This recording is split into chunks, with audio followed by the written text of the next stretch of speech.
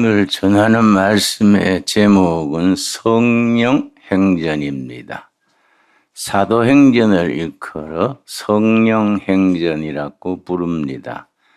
초대교회의 사도들을 통해서 행동하신 성령님의 행동이 사도행전의 내용이기 때문에 사도행전을 성령행전이라고 부르게 됩니다.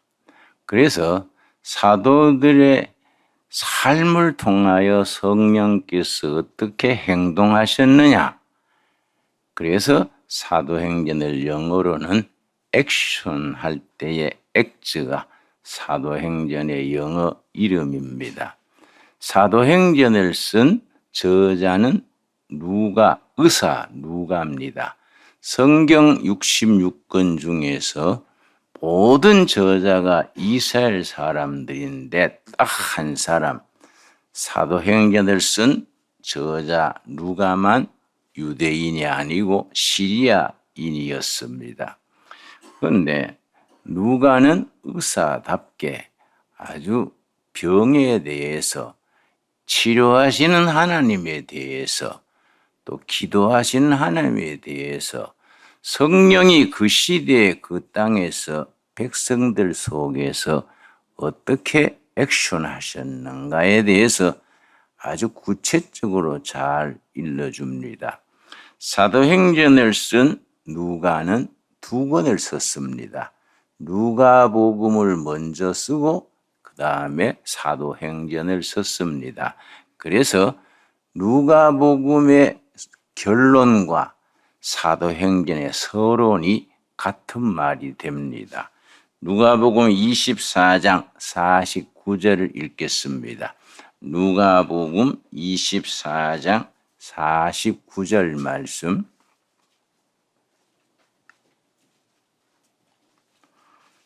볼지어다, 내가 내 아버지께서 약속하신 것을 너희에게 보내리니.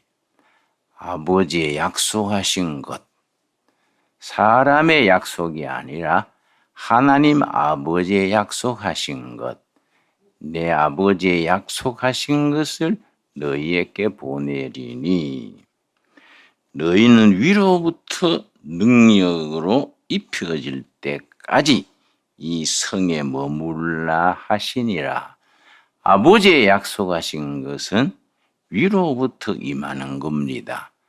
땅에서 사람으로부터 전해지는 것이 아니라 하늘로부터 전해지는 아버지의 약속하신 겁니다.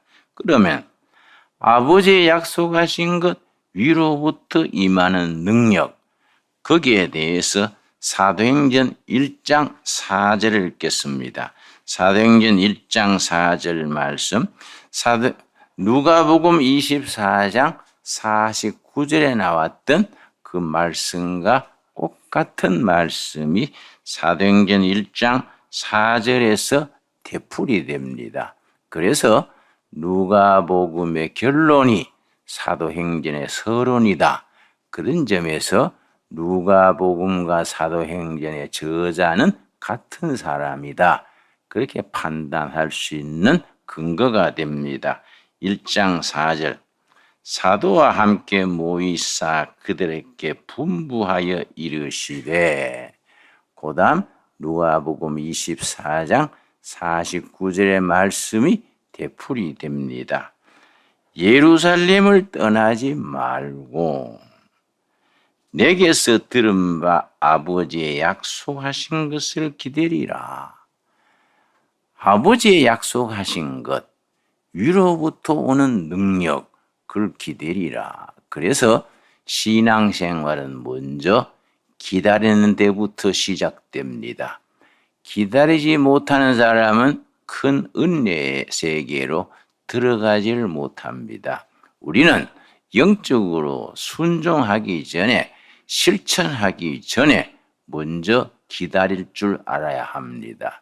선무당이 사람 잡는다는 말도 있습니다만은 제대로 은혜를 깊이 받아 깨우치지 못하고 그냥 실천부터 하려면 하나님의 일한다고 일하다가 하나님의 영광을 가리우게 되는 경우가 적지 않습니다.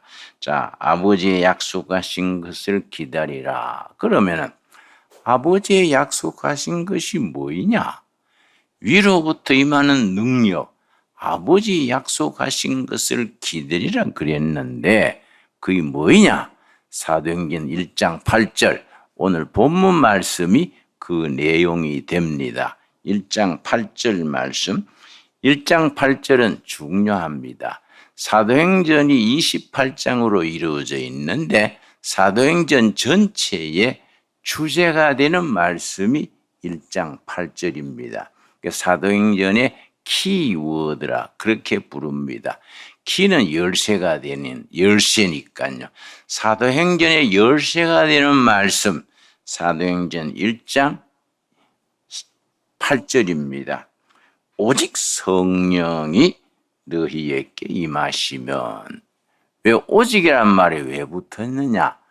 영어로 only, 오직, 다른 대안이 없다. 성령 받는 길 외에는 대책이 없다. 그 뜻에서 오직이 나옵니다. 오로지 유일한 오직 성령이 너희에게 임하시면 너희가 권능을 받는다. 아버지의 약속하신 것, 위로부터 오는 능력입니다. 자, 너희가 권능을 받고 예루살렘과 온 유다와 사마리아와 땅 끝까지 이르러 내 증인이 되리라. 단계가 있습니다. 첫째는 예루살렘, 둘째는 예루살렘을 둘러싸고 있는 유대입니다. 유대. 그러고 그 변두리에 있는 사마리아.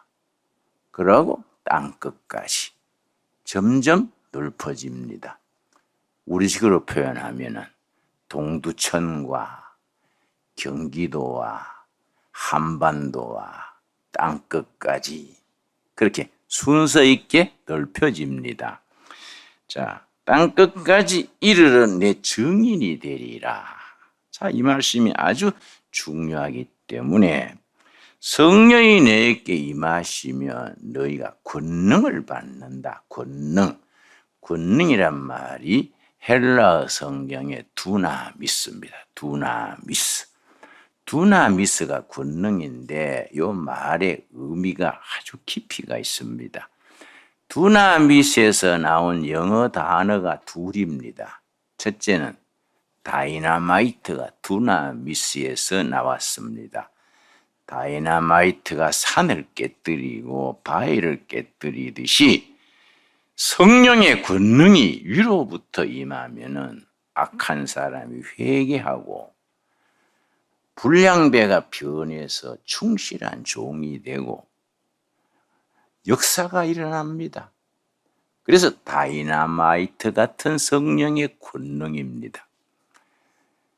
저 사람은 뭐 다 믿어도 예수 못 믿을 거이다 싶은 사람이 성령 받고 하루아침에 눈물로 회개하고 새 사람이 되는 예를 우리는 어려서부터 여러 번 봐왔습니다. 여러분, 이 감옥에 있으면 그런 사람들을 만나게 됩니다. 아주 흉악한 살인마들이 눈에 살기가 돌아가지고 말끝마다 아주 죽여버릴 거야. 이런 사람들이 복음이 들어가가지고 양순한 양같이 변해서 사형 당하는 날까지 섬기는 삶을 살다가 죽는 경우를 눈에 보게 됩니다. 이 다이나마이트 같은 권능입니다. 그런데 성령의 권능이 다이나마이트 권능만 있는 게 아닙니다. 조용하게 바람이 어디서 와서 어디로 가는지 모르듯이 어린아이가 자라듯이 나무가 자라듯이 친척집에 몇 년 만에 가보면은 조그마한 유치원 다니던 아이가 아주 의젓한 중학생이 되는 걸 보게 됩니다. 그동안에 자라는 과정을 못 봤기 때문에 너가 언제 이렇게 컸나? 그렇게 말하지만 같이 사는 부모나 형제들은 그걸 잘 모르고 느낍니다. 소리 없이 보이지 않게 자랍니다. 이게 다이나믹입니다. 다이나믹. 그래서 우리가 성령의 역사가 두 가지로 역사합니다. 성령께서 하늘로 임해서 두나미스로 임하면은 깡패 같은 흉악한 사람도 변해서 충성된 일꾼으로 바뀌는가 하면은 봄 햇빛이 눈을 녹이듯이 따스한 태양빛에 새로운 싹이 돋듯이 보이지 않게 역사하는 능력, 다이나믹한 능력입니다. 합쳐서 두나미스입니다. 이 양면을 잘 알아야 됩니다. 내가 어떤 권사님과 대화를 하는데, 목사님, 저는요 죄 많은 곳에 은혜 많다 했는데요, 나는 장로 가정의 딸로 태어나서 장로 집안에 시집을 와서 남편도 장로고 나도 권사고 해서 신앙이 맨날 뜨뜻미지근해요. 죄 많은 곳에 은혜 많다 그랬는데 한번 나도 죄 꽉 짚고 한번 회개를 크게 했으면 한번 실감 날 것 같아요. 그래서 내가 웃었습니다. 그렇게 복 떠는 소리 하지 마소. 그 보통 복이 아닙니다. 얼마나 좋은 복입니까?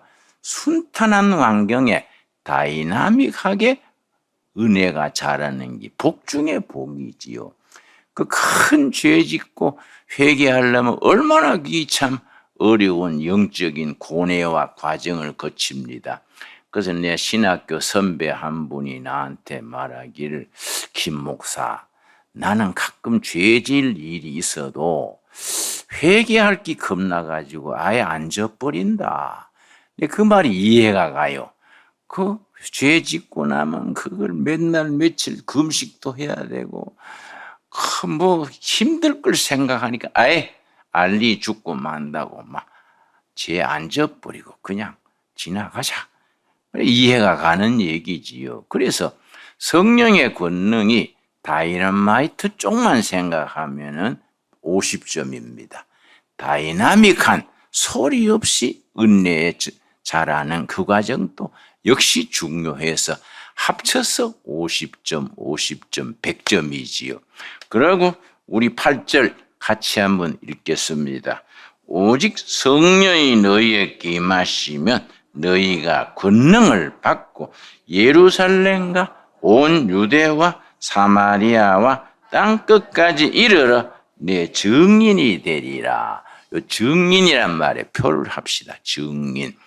요 증인이란 말이 참 중요합니다.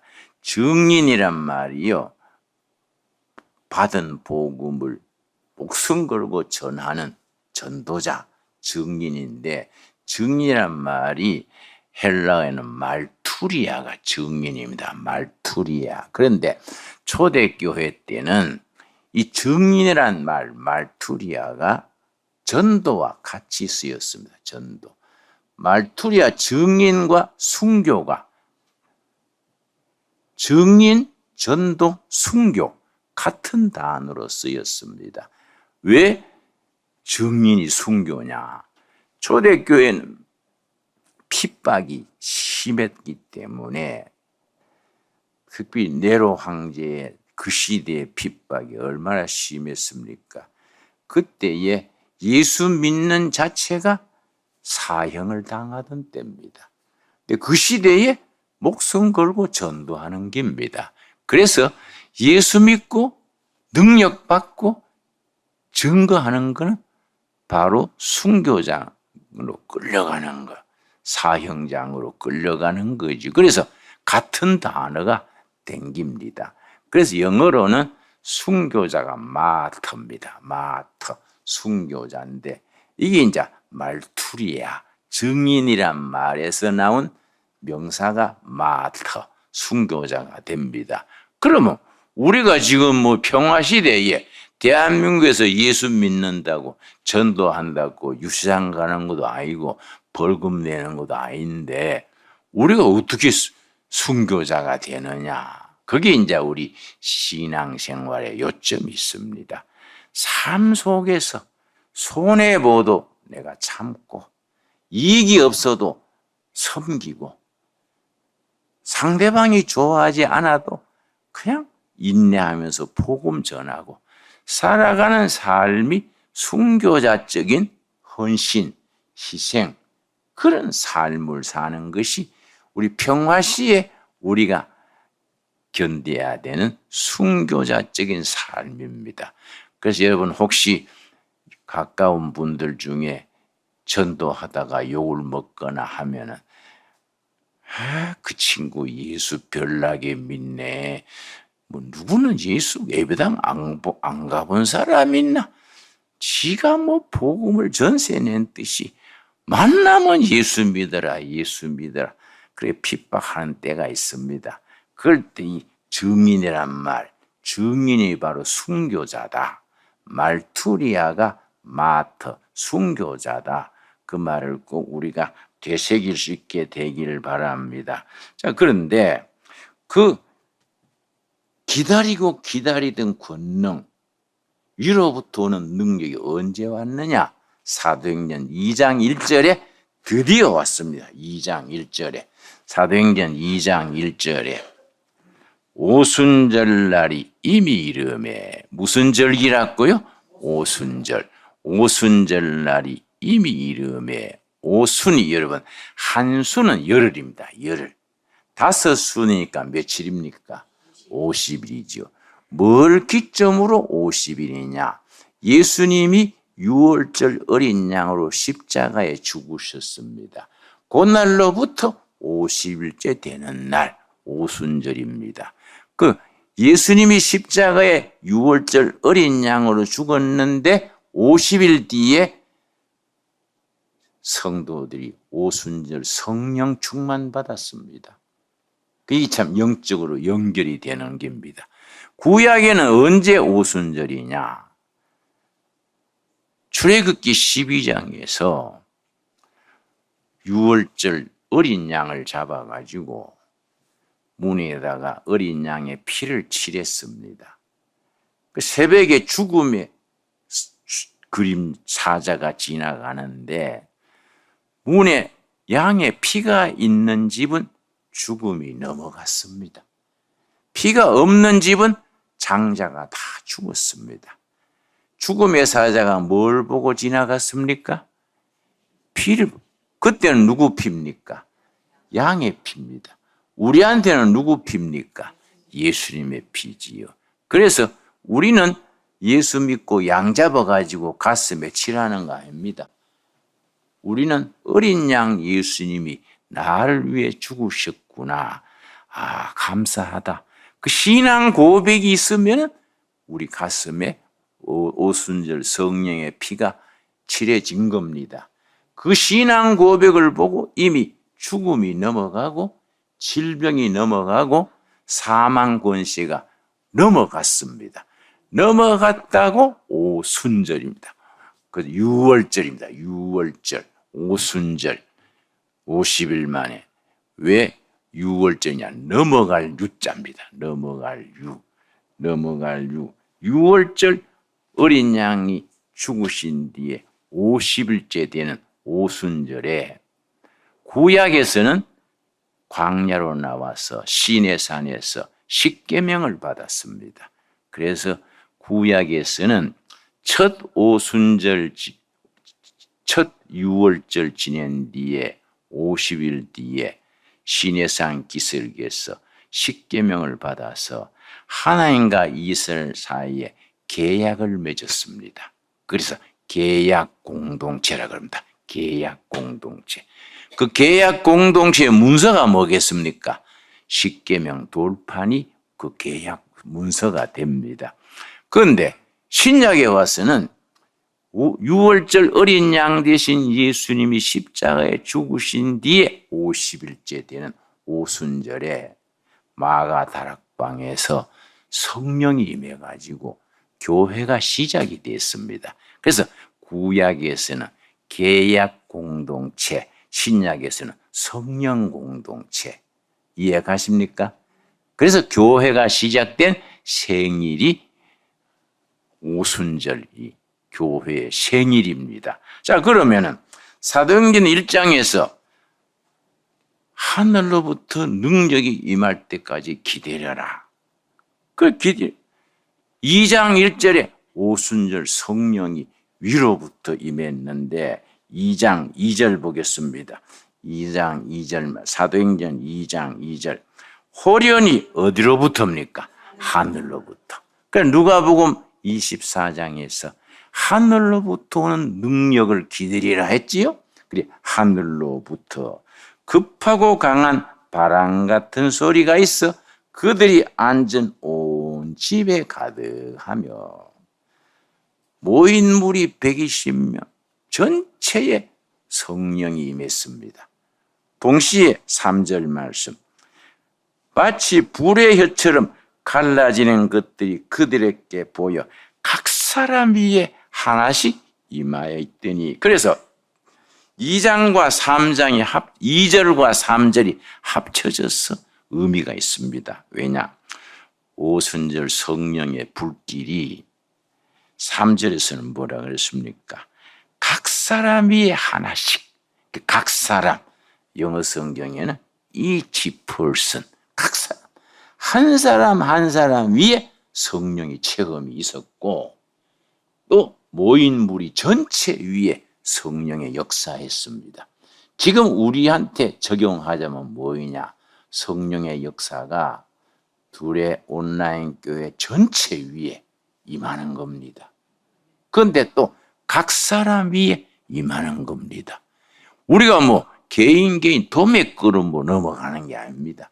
각 사람의 성령이 체험으로 임하고 전체 위에 임해서 교회가 시작이 됩니다. 4절 말씀 우리 읽겠습니다. 그들이 다 성령의 충만함을 받고 성령이 말하게 하심을 따라 다른 언어로 말하기 시작하니라. 성령 충만했습니다. 성령 충만해서 성령 공동체가 됐습니다. 그 성령 충만한 성령 공동체가 교회입니다. 교회. 모든 교회는 사도행전 2장 1절에서 4절 사이에 이 체험을 함께 누리게 되는 것입니다. 아멘 하십니까? 이 도리를 잘 이해해야 되는데 그런데 중요한 것은 사도행전 1장 8절에 위로부터 능력이 임한다 했는데 오직 성령이 임하시면 능력, 두나미스를 받고 증인, 말투리아가 된다 그랬는데 그 성령이 사도행전 2장 1절에 임한 거지요. 그러면 중간에 뭐가 있느냐? 사도행전 1장 8절과 2장 1절 사이에 세 가지 역사가 있습니다. 세 가지 역사를 거쳐서 오순절 성령이 임했는데 우리 교회들이 잘못하는 게 뭐냐 하면은 사도행전 1장에 나오는 세 가지 역사를 통하지 않고 그냥 성령 충만 주시옵소서 자꾸 주시옵소서 하는데 2장 1절의 역사가 오기 전에 준비해야 될 거 몇 가지라고요? 세 가지.